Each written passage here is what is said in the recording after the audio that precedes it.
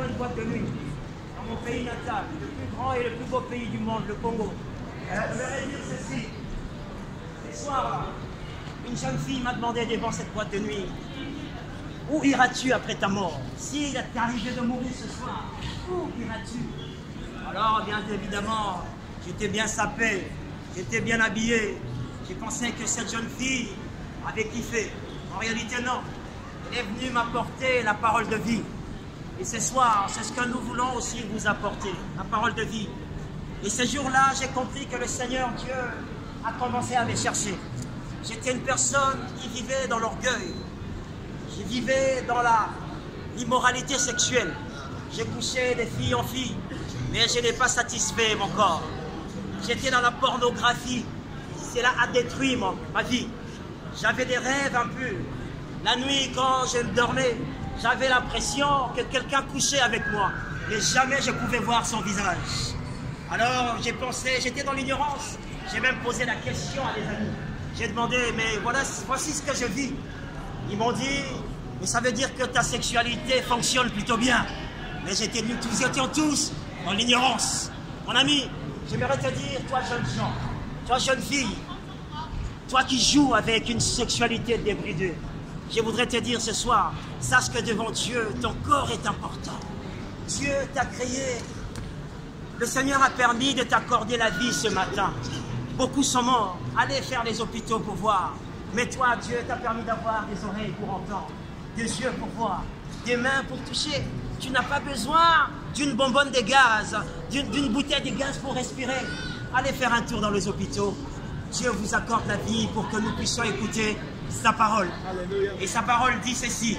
Dieu a tant aimé le monde qu'il a donné son Fils unique, Jésus, afin que quiconque croit en lui ne périsse, mais qu'il ait la vie éternelle.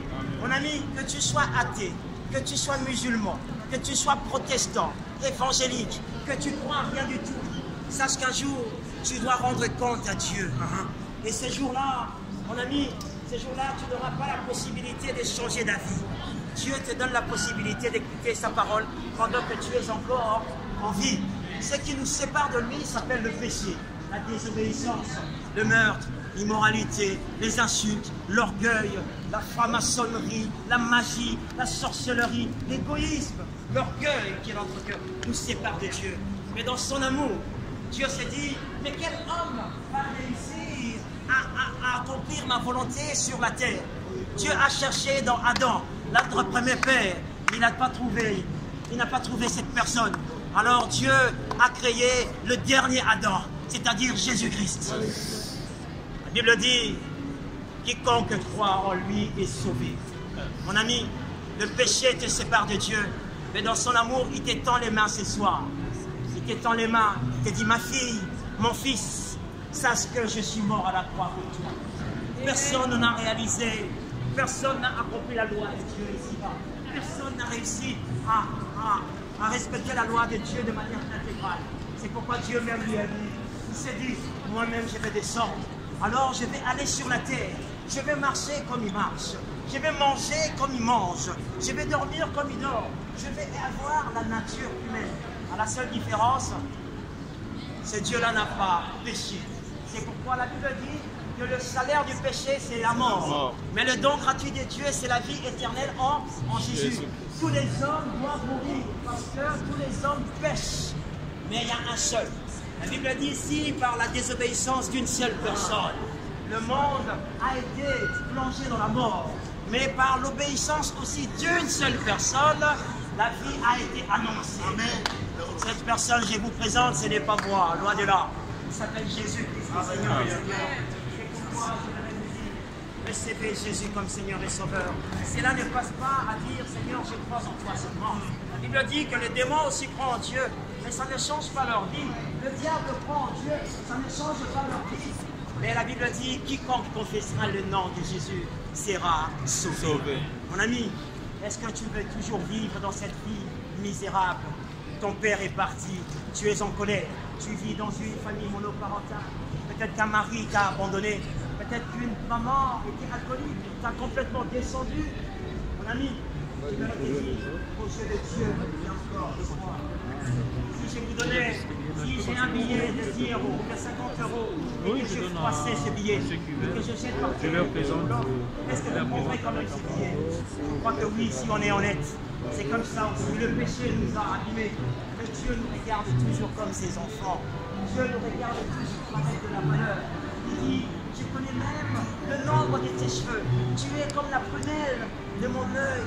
Dieu nous garde, Dieu nous protège. Il nous donne la vie. Il nous a donné la vie ce matin. C'est pourquoi il nous a apporté une culture, la culture du royaume. Ce soir, je ne veux pas vous apporter une religion. La religion, c'est l'homme lui-même qui cherche Dieu. Mais la foi en Dieu, c'est Dieu dans sa grandeur qui a fait l'être humain dans son péché. C'est pourquoi ce soir, il me dit Cécile que Dieu a fixé un temps par lequel il jugera l'humanité. Il a fixé un homme par lequel il jugera l'humanité. C'est pourquoi il appelle l'humanité à la repentance. Mon ami, fais-tu habiter une maison de misère? Tu fais semblant devant les gens parce que tu es bien habillé, mais ton cœur est abîmé. Et moi, j'ai donné ma vie à Christ parce que j'avais connu ma limite avec Christ. J'étais complètement abîmé et Dieu m'a ressuscité. Il peut le faire aussi avec vous. Il peut le faire aussi avec vous. C'est pourquoi ce soir, quelqu'un est-il dans une souffrance? Quelqu'un est-il dans une difficulté qui ne peut le dire? Mais ce soir, je t'ai fait l'invitation. Viens à la maison d'où tu es venu. Parce que le Père, il ne veut pas, il veut te pardonner. Demande-lui pardon. Dieu veut te demander pardon. Dieu t'accorder le pardon. Et ce soir, tu peux faire le pas avec Jésus. C'est pourquoi, n'aie pas honte. Il me dit, si tu as honte de moi, moi aussi j'aurai honte de toi. N'aie pas honte de Dieu, mon ami. Il n'y aura pas un public pour t'assister le jour de ton jugement. Sache que Jésus t'aime tel que tu es. Sache que tu es belle. Tu es beau aux yeux de Dieu. Tu as de l'importance aux yeux du Seigneur. C'est pourquoi ce soir, j'aimerais te faire l'invitation. Viens à Jésus. Peut-être que tu es chrétien et que tu as abandonné ton chemin avec Dieu. Tu es complètement découragé. Et ce soir, tu peux relancer ton alliance avec Dieu. Tu peux relancer ton alliance avec le Seigneur. Tu as abandonné la vie de l'Église. Tu as abandonné la vie de méditation. Tu as abandonné les Seigneurs à cause d'une circonstance ponctuelle de la vie. Mon ami, qu'est-ce que nous donnera cette vie? La Bible dit, cherchez d'abord le royaume des cieux et sa justice. Et toutes ces choses seront données en plus.